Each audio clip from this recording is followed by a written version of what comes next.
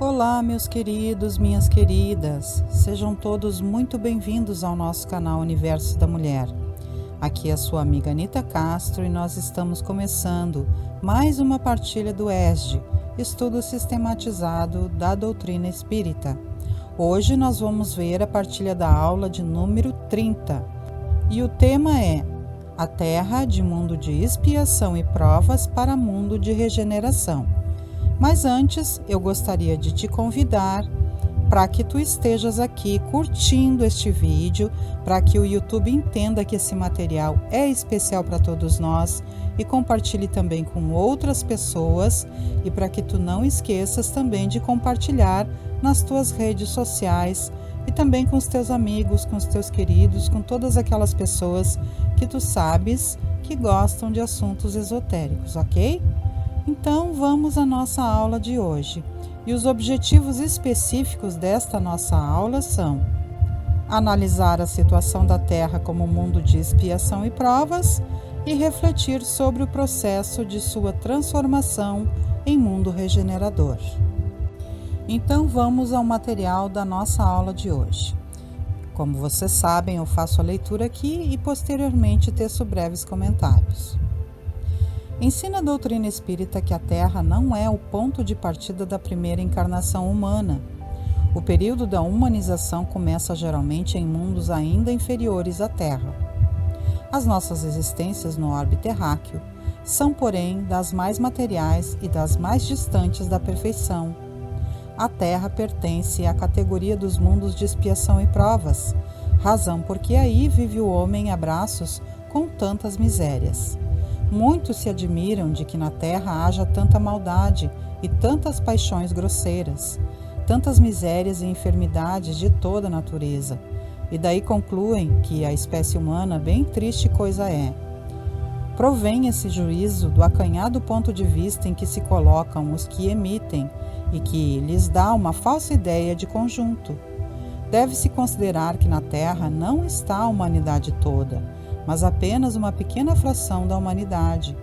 Com efeito, a espécie humana abrange todos os seres dotados de razão que povoam os inúmeros orbes do universo. Ora, que é a população da Terra em face da população total desses mundos?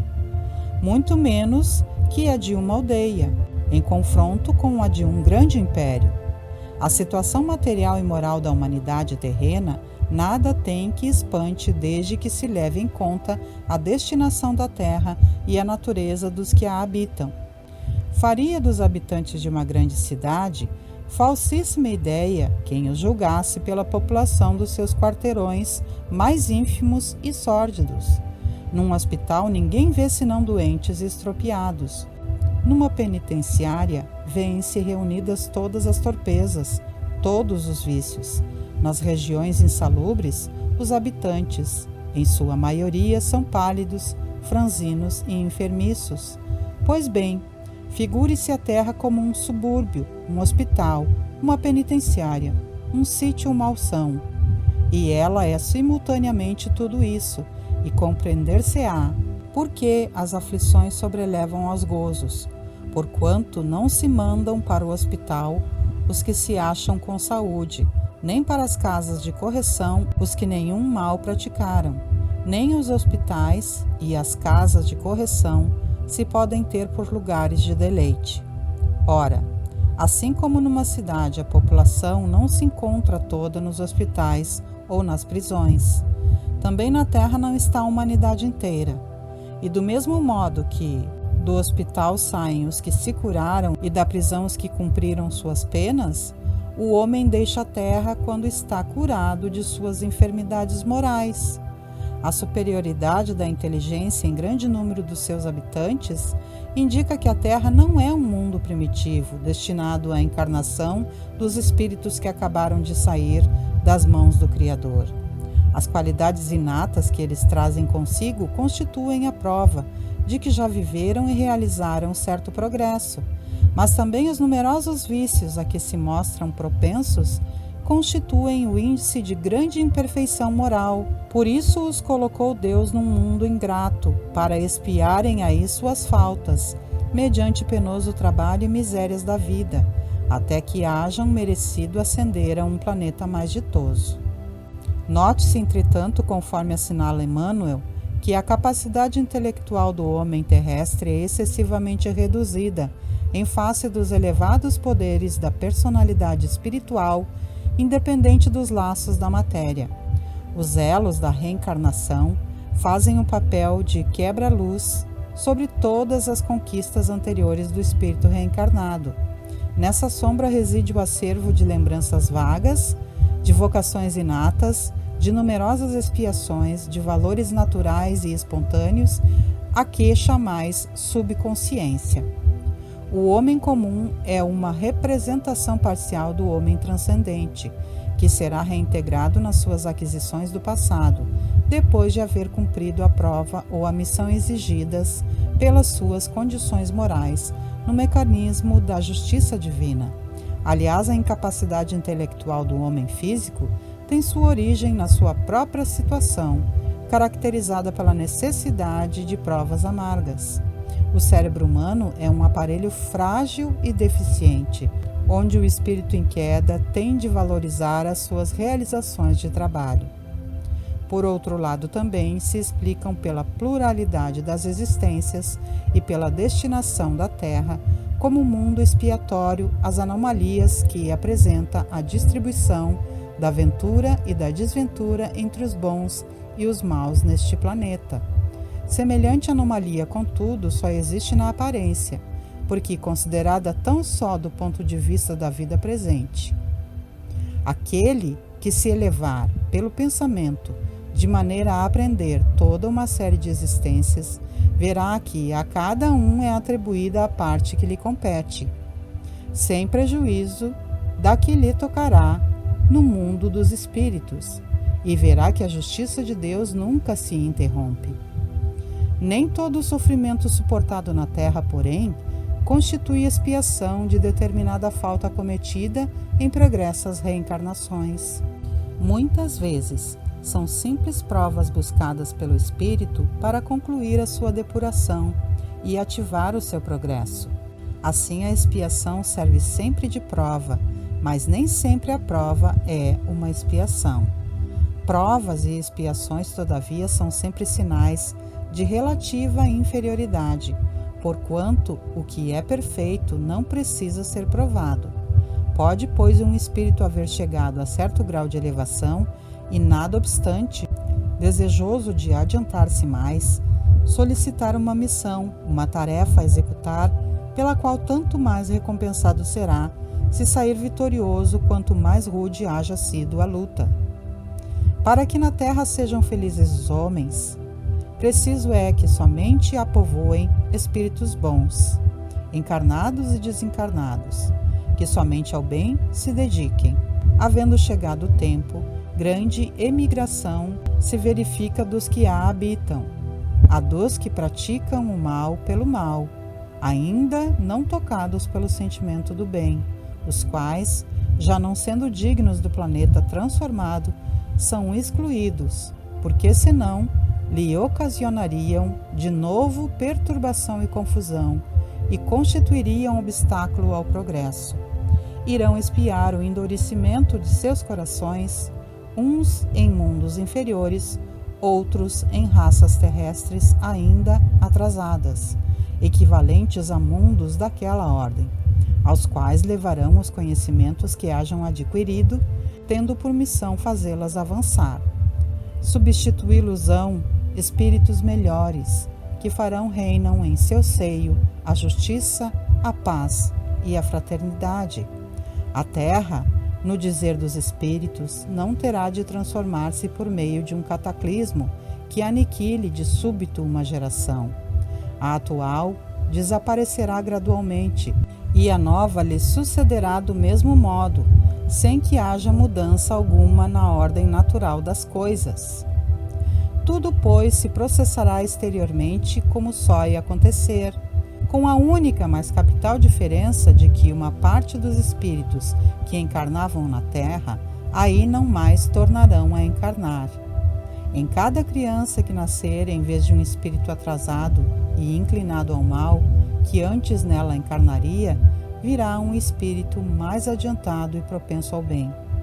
Dessa forma, o bem reinará na terra, quando entre os espíritos que a vêm habitar, os bons predominarem, porque então farão que aí reinem o amor e a justiça, fonte do bem e da felicidade, por meio do progresso moral e praticando as leis de Deus.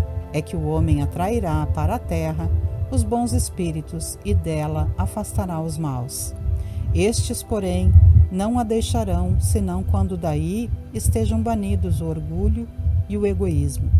Assim como vimos, avizinha-se o momento da transformação moral da humanidade e da consequente ascensão da Terra na hierarquia dos mundos.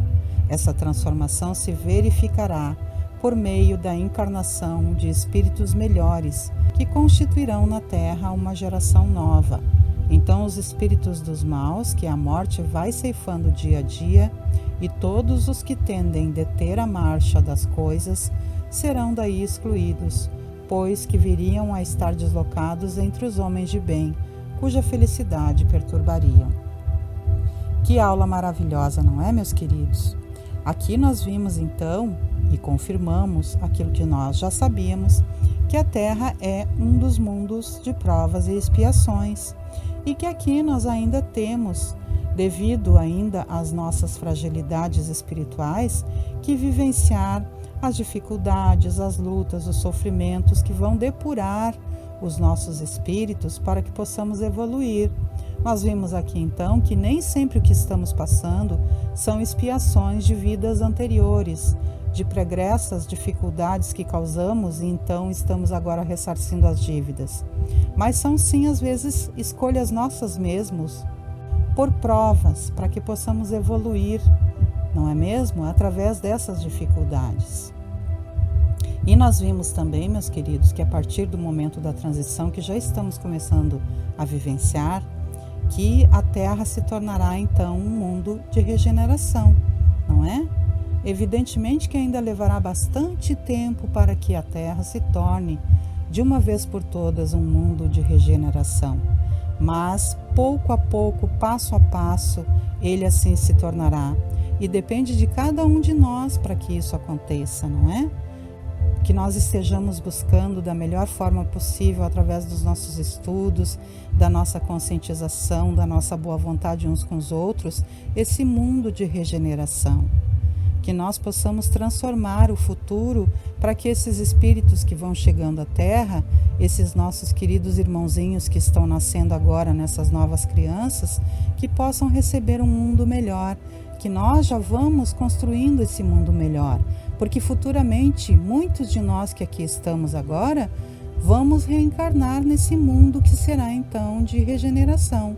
Então que nós já possamos começar a construir esse mundo melhor desde agora, meus queridos. E assim então vamos encerrando a nossa aula de hoje, essa deliciosa aula tão interessante, que nós possamos, através das referências bibliográficas aqui do nosso tomo 1, nessa aula, rever então esse material e estudar com maior dedicação. Que a graça abundante de nosso querido Mestre Jesus, de Maria Santíssima, nossa mãezinha querida, e de todos os venerandos benfeitores estejam conosco. E não esqueçam, meus queridos, de que todas as segundas-feiras, às 19 horas, nós temos aqui novamente, então, o ESG, Estudo Sistematizado da Doutrina Espírita. Vamos nos reunir aqui sempre. Às quartas-feiras também nós temos às 21 horas o Evangelho no Lar. Às quintas-feiras, às 18h30, nós temos os estudos da obra de André Luiz, vendo sobre o mundo espiritual. Vamos então nos reunir para estudar essas maravilhosas obras de André Luiz.